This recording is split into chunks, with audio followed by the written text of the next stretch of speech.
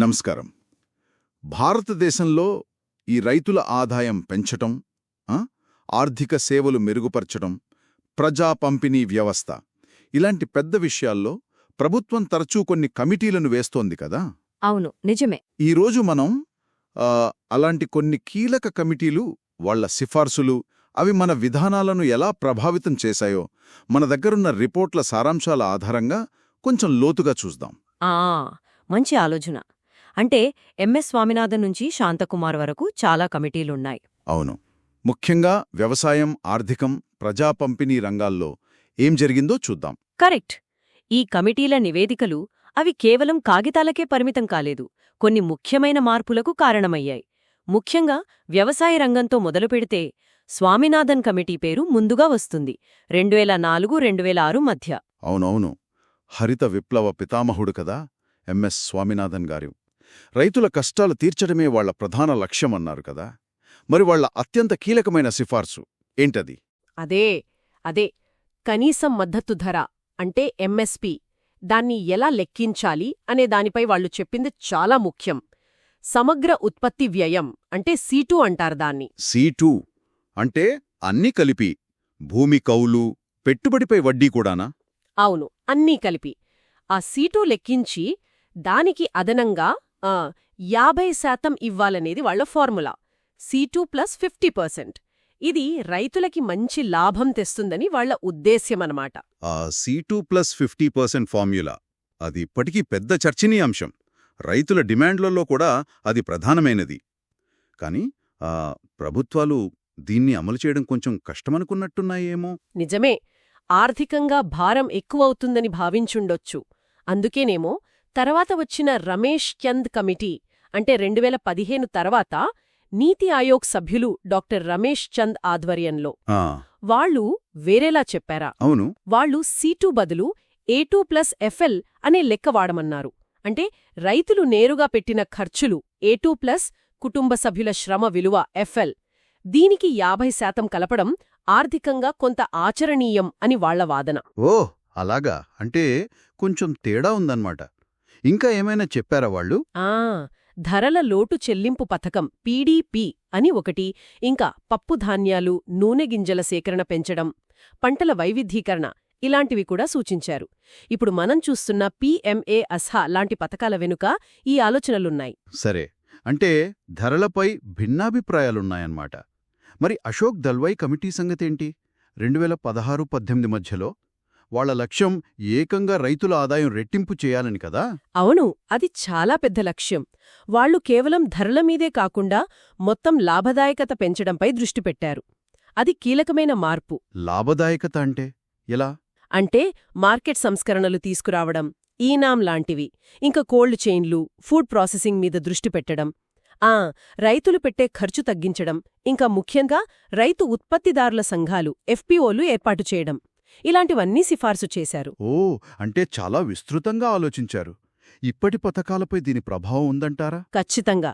ఇప్పుడు మనం చూస్తున్న PM కిసాన్ కానీ, అగ్రి ఇన్ఫ్రాస్ట్రక్చర్ ఫండ్ కానీ, వీటన్నిటికీ వ్యూహాత్మక పునాది ఆ కమిటీ నివేదిక నుంచే వచ్చింది. బావుంది. సరే, వ్యవసాయం తర్వాత రైతులకు మరో కీలకమైనది రుణం కదా. మరి పాత కమిటీల్లో హుస్రో కమిటీ అని ఒకటుంది కదా, 1986లో. అవును, హుస్రో కమిటీ ఆ కాలంలో గ్రామీణ రుణ వ్యవస్థను సమీక్షించారు. వాళ్లు ముఖ్యంగా నాబార్డ్ పాత్రను బలోపేతం చెయ్యాలని, ఇంకా సహకార బ్యాంకులు, RRBలు, వాణిజ్య బ్యాంకుల మధ్య సమన్వయం పెంచాలని సూచించారు. చిన్న రైతులకు రుణాలు సులభంగా అందేలా చూడాలని చెప్పారు.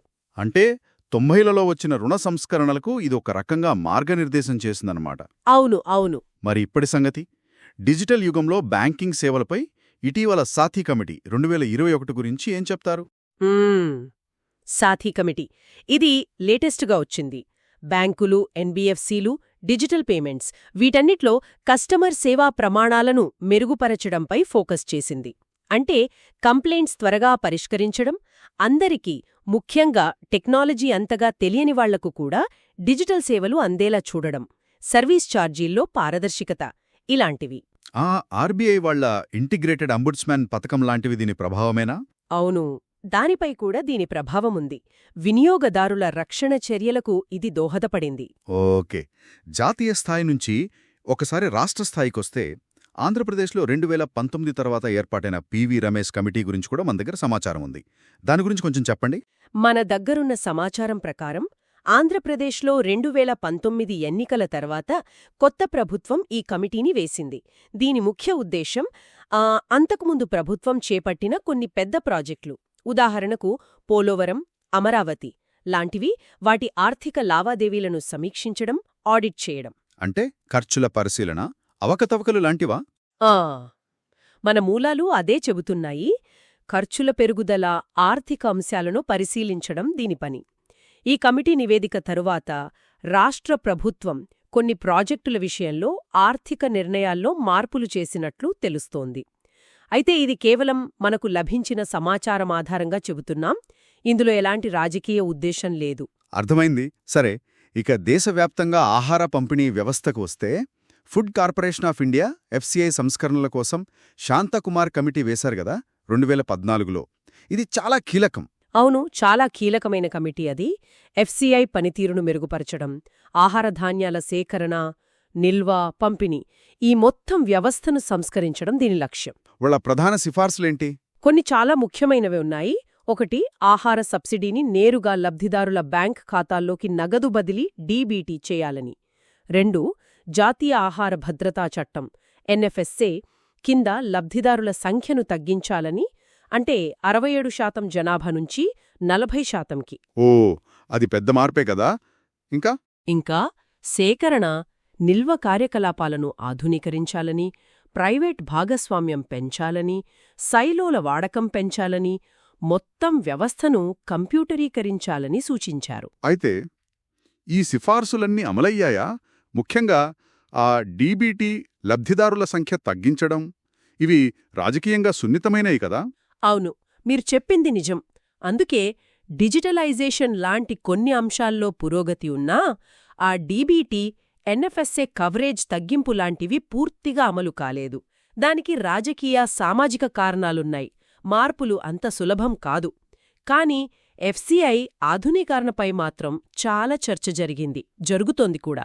మొత్తానికి చూస్తే ఈ కమిటీలు అంటే ఎంఎస్పీ నుంచి మొదలుకొని రైతుల ఆదాయం, వాళ్ల రుణాలు, బ్యాంకింగ్ సేవలు, ప్రభుత్వ ఖర్చులు, చివరికి మనం తినే తిండి పంపిణీ వరకు ఎన్నో కీలక రంగాలలో సంస్కరణలకు దారి చూపాయని, మార్గనిర్దేశం చేశాయని అర్థమవుతోంది. ఖచ్చితంగా ఎన్నో విషయాలను కవర్ చేశాయి.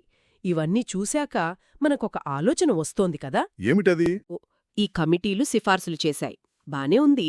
కాని కాలక్రమేణా వీటిలో ఎన్ని నిజంగా అమలయ్యాయి, వాటి అసలు ప్రభావం ఎంత ఉంది, కొన్ని ఎందుకు అమలు కాలేదు, భవిష్యత్తులో ఇలాంటి నివేదికల్నుంచి మనం నేర్చుకోవాల్సిందింకా ఏమైనా ఉందా అనే కోణంలో బహుశా మరింత లోతుగా ఆలోచించాల్సిన అవసరం ఉందేమో.